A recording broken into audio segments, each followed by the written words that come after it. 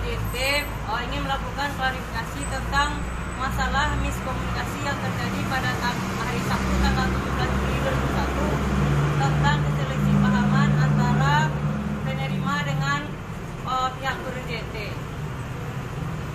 Dan saya sebagai customer sudah saling memaafkan atas miskomunikasi dengan pihak kurir JNT.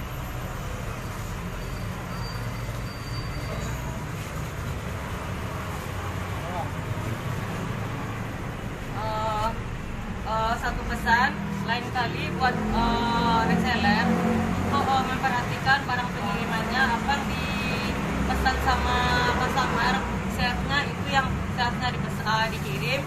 Dan juga buat reseller keseluruhan juga harus memperhatikan tentang barang yang akan dikirim yang diminta oleh pihak pembeli. Sekian, terima kasih.